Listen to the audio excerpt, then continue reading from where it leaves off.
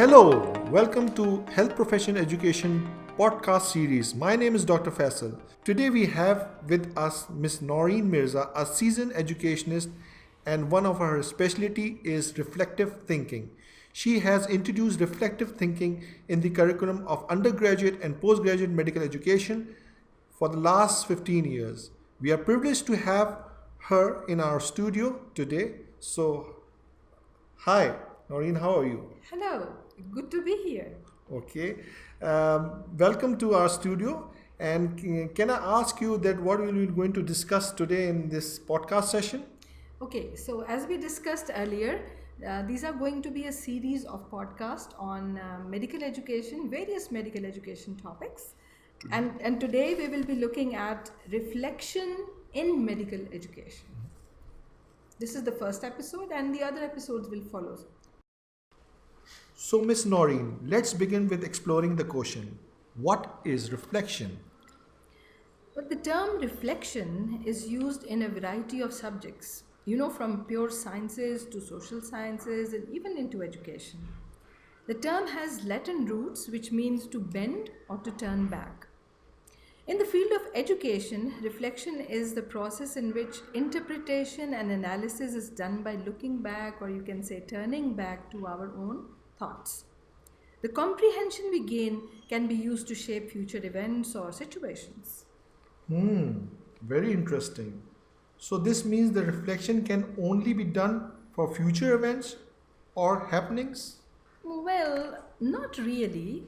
Interestingly, reflection can be done before, during, and even after the event or the situation.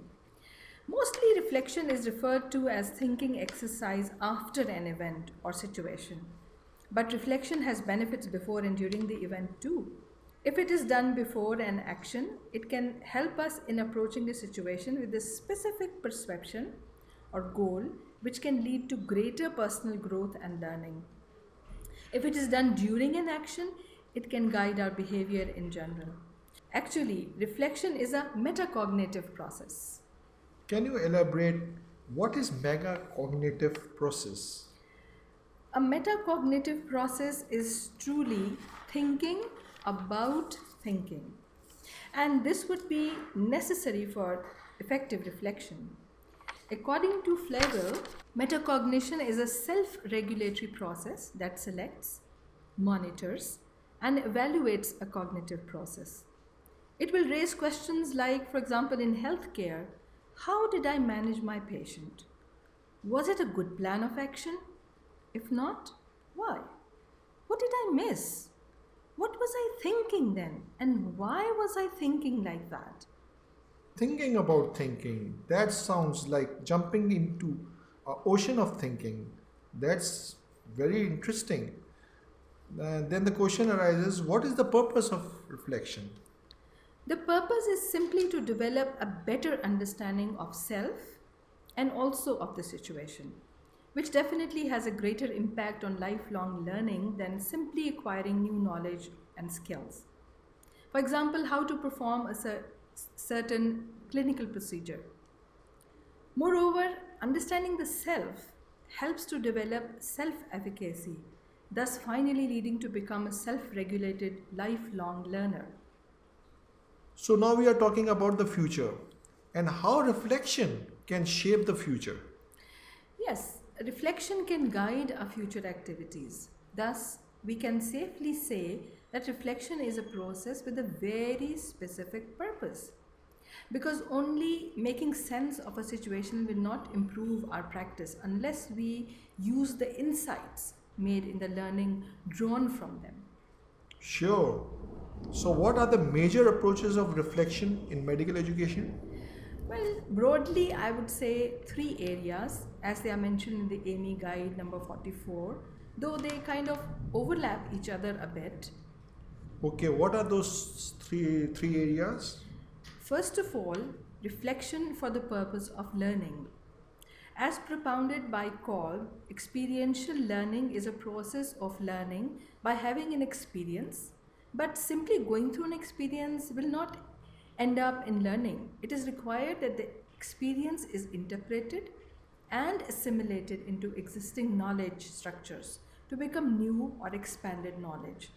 Thus, we can see that reflection is crucial for this learning to become an active process. Yes, I would agree. Experiencing an experience is not enough. It has to go through a rigorous thinking process. And that's fine, that's good. But if we want to talk about the second area, what will be that? Yes, Faisal. The second area is reflection can develop a therapeutic relationship. It's a big claim, but as Freshwater has mentioned, being a good clinician requires having appropriate knowledge and skills, but there is also a need to establish and maintain a therapeutic relationship with the patients and the carers. Healthcare to be patient centered is the new challenge for medical education at all levels. Stewart et al. Highlighted that there are improved outcomes, including patient satisfaction, improved chronic disease care, and concordance if the doctor is reflecting. And Faisal, in this approach, guided reflection with a supervisor or mentor is extremely useful. For example, as in the apprentice model of the healthcare, all the underlying beliefs and misconceptions can be recognized and questioned by both. Reflection to develop a therapeutic relationship is crucial for postgraduate and continuing medical education, but it is also very applicable to the undergraduate, especially in the clinical years. I never realized how critical reflection can work for medical students and postgraduate education. I'm sure it has some role for clinicians too. Yes, sure, it has a critical role there too, which takes us to the third area, which is reflection to develop professional practice. You see, the dilemma with clinicians is that very often they have to respond to situations that are very complex but also ambiguous. Sean calls this the messiness of professional practice. Thus, the clinician not only has to make sense of the uncertain situation, but has to understand the patient too, which is a huge calling, and the only answer is to reflect. Reflection to develop professional practice is essential for postgraduates, I would say, and also for continuing medical education. Again, I tend to agree with you. This has turned out to be very thought-provoking discussion. Thank you, Faisal. I think yes, it is. And it gets deeper, and the more we think and the more we explore. Next time, we will explore the ethical issues inherent in the process of reflection, and we can also talk about how to implement reflection in medical education. That sounds very inviting, but surely we'll do it next time. Thank you, Noreen. Thank you for your time today. It's been very interesting and informative discussion. Well, thank you very much, Faisal. Surely very interesting discussion, and looking forward for the next time. Till then, bye. Bye.